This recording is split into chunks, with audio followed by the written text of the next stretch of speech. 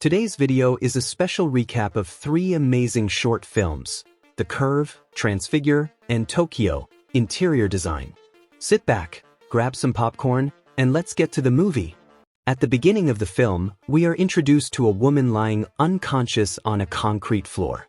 She has blood on her hands and her red shoes are stained with dried blood, but she appears reasonably well, considering the circumstances. At the same time, we see images of huge waves crashing onto the beach, producing a frightening noise that echoes around her. The sound resonates in her ears and eventually awakens her from her unconscious state. At first, she sees nothing but concrete. Confused, the woman moves for the first time and realizes she is in the worst possible position, on the edge of a curved structure, at an immense height. Below her is a dark void, an abyss of nothingness. Death is certain if she makes a single mistake and falls. To make matters worse, her left leg is tucked under her, and there is no way to get her out. When the woman realizes the danger, she panics and tries to retreat.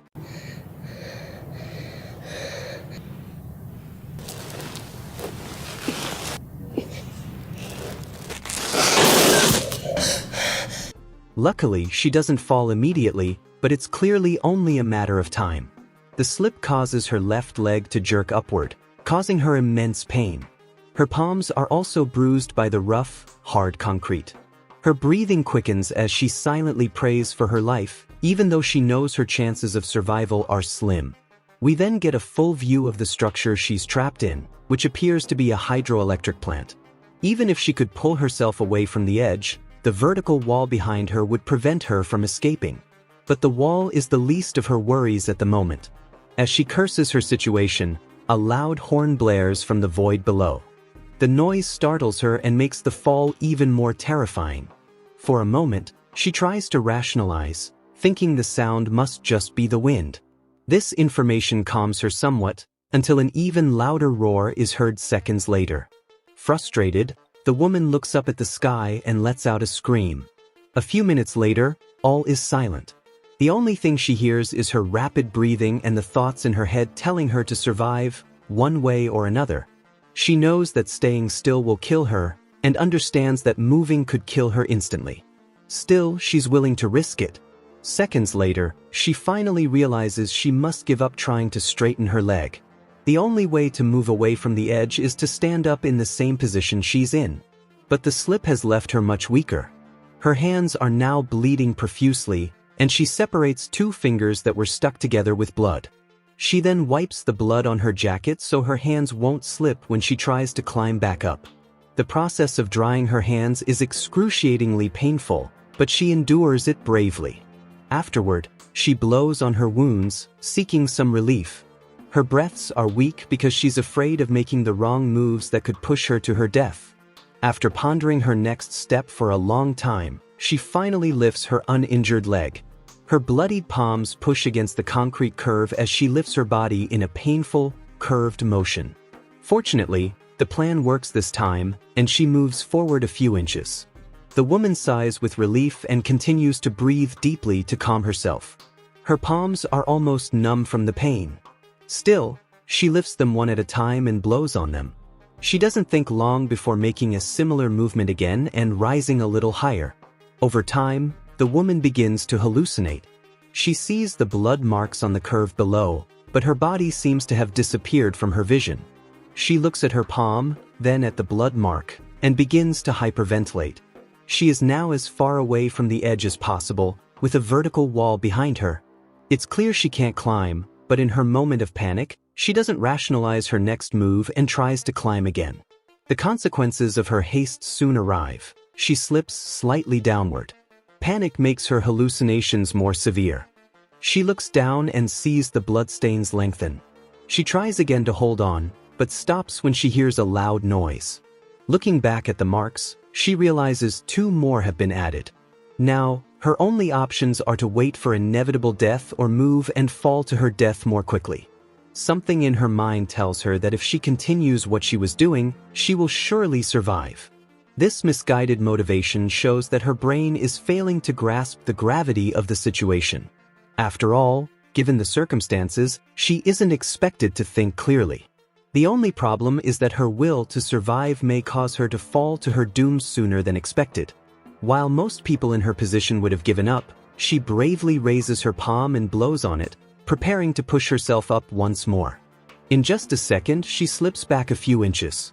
The woman can't afford to lose the progress she's made with so much motivation. Her panic grows along with her hallucination. She looks at the bloodstains for the third time, only to notice they've grown considerably. Suddenly, a screech echoes in the background. The woman compares the sound to her own death, calling to her from the darkness beneath the ledge. By now, her palms are destroyed, and she has almost no skin left to scrape.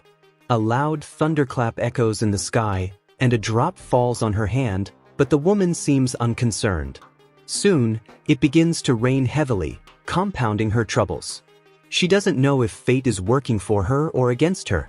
The rain might end her pain, killing her sooner, or it might injure her even more, destroying her hope of survival. Either way, in the first few seconds, she feels the drops hitting her face. Even for a brief moment, she feels at peace, gathering her mind and focusing on survival.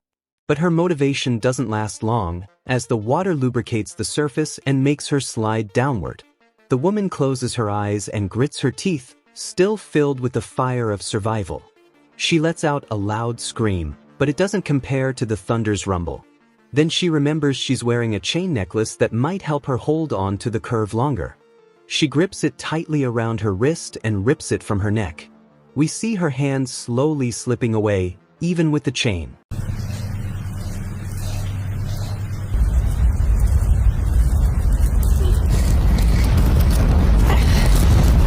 The final scene shows the curve, similar to the one she was in, but empty, with no one there.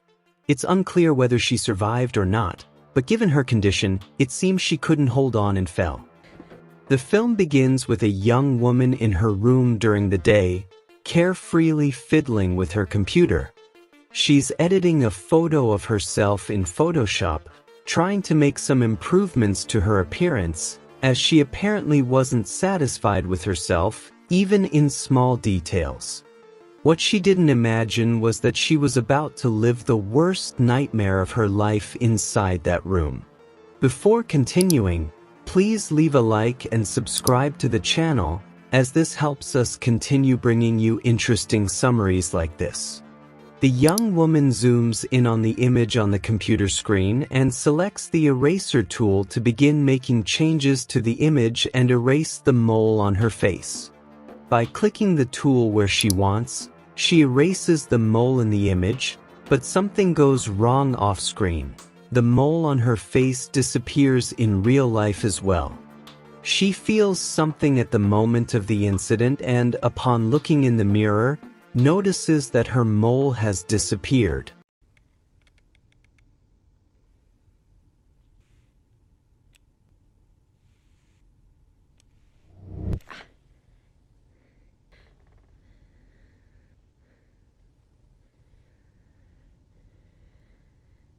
Returning to her computer screen, she decides to press on and see how far she can go with this mysterious new power.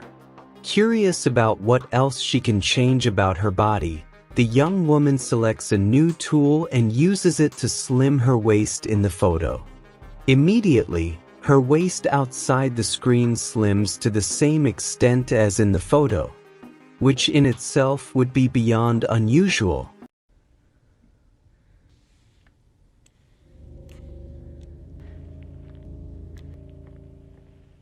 She's impressed and at the same time happy that she managed to lose a few pounds using Photoshop alone without any physical effort. And even though it's very strange, she decides, without much thought, to go ahead with the changes. She selects the brush tool, and this time her goal is to make her cheeks rosier, permanently adding more color to her skin without the use of makeup. Just like in her previous attempts, the same thing that happens in the photo happens in real life. Still perplexed and excited at the same time, she looks in the mirror and likes what she sees even more. Even though it may seem very strange. But this time something different happens.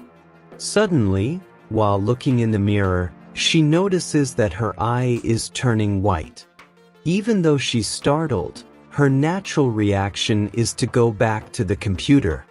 That's when she realizes that the eraser tool has been activated without her command, and her eye is being erased in Photoshop. The tool moves on its own this time, almost supernaturally, as if the program or the computer has taken on a life of its own.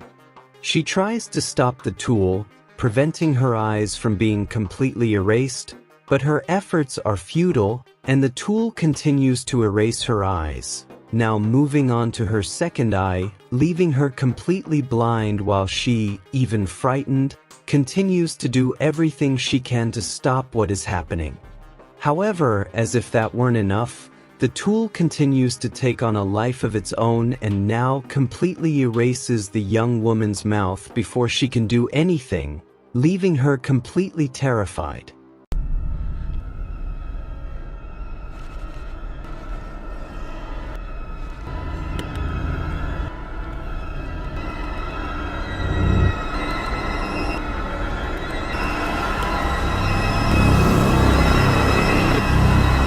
Desperate, and not knowing what else to do, she closes the computer and steps back. She realizes it worked, as her eyes, mouth, and facial expressions are restored, as if nothing had happened. Still stunned, but curious to understand what had happened, she approaches the computer again and slowly opens it again, fear in her eyes. However, upon opening it, she realizes that her photo is normal again, without any changes. She breathes a sigh of relief, but at the same time, she is confused. She no longer knows if it was real or a figment of her imagination. Wanting to put an end to this sinister story once and for all, she decides to turn off the computer, but as she does so, she notices her own reflection on the screen standing behind her, eyeless and mouthless, just as had happened moments before.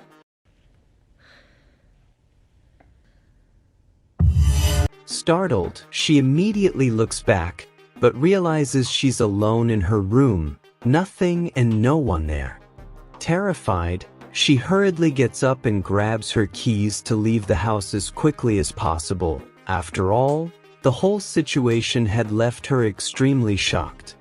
However, as she leaves the house and strides toward her car, inside the house, in her room, without explanation, the computer slowly opens by itself. It opens directly to the photo, inside Photoshop, in a supernatural and frightening way. And as she approaches her car, the computer activates a tool in the program and selects the young woman's head in the photo. She has a strange feeling and realizes something terrible is about to happen. And at that moment, the delete key is mysteriously pressed on the computer, erasing the young woman's head and eliminating her before she can even get into her car, leaving her headless body lying on the floor. On the computer screen, only the photo of the young woman remains, with a hole where her head should be. The film begins in Tokyo, where we are introduced to the film's two main characters, Hiroko and Akira. The couple is in their car in the middle of a traffic jam due to heavy rain. They are in the city because Akira wants to become a famous director. Hiroko joins him to help him. They come to the city for the first time, coming from a village, so Akira can pursue his dream. However, they are going on a dare, having nothing but the equipment in their car and their clothes. Hiroko's childhood friend, Akemi, lives in the city. Hiroko calls her so they can meet as arranged. Hiroko finds Akemi and is happy to see her. She takes them to her house.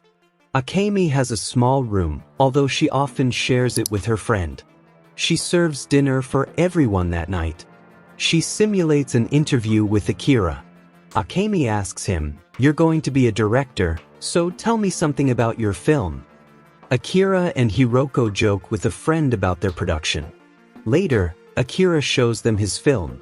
When he finishes the movie, he turns around and they are asleep.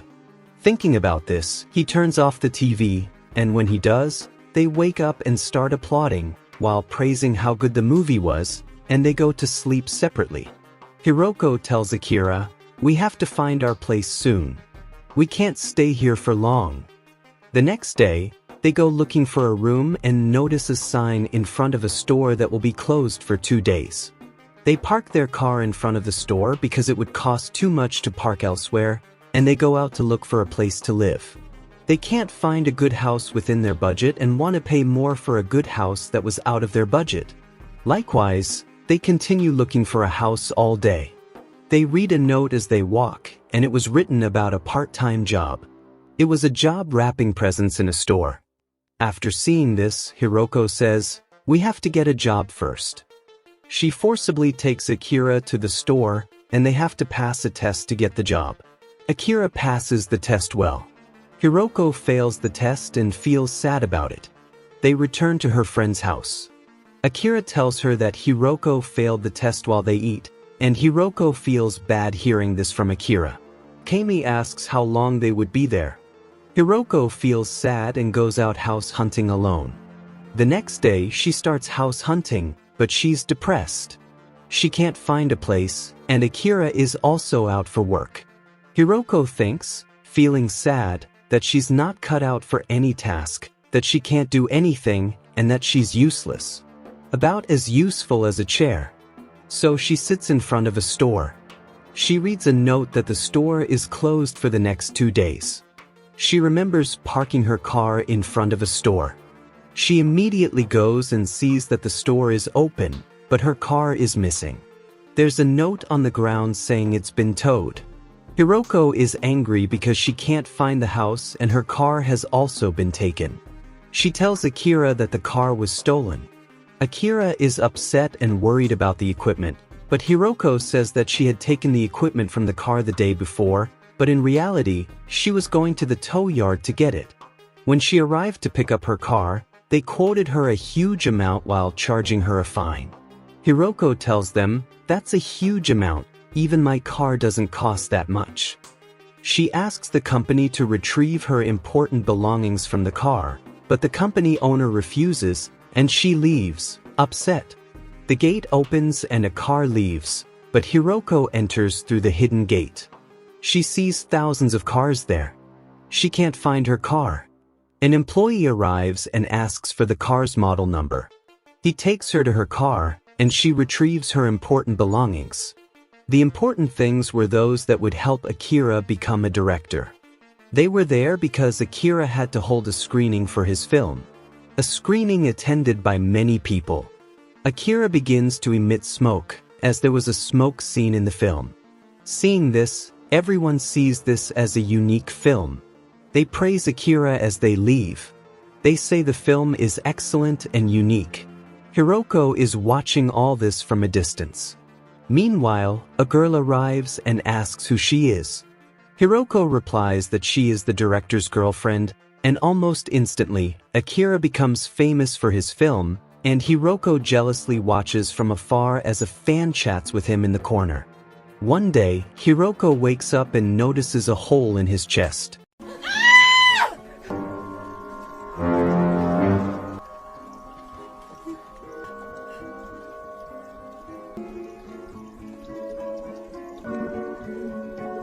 Desperate and unsure of what it was, she goes after Akira, but he was working and didn't notice her.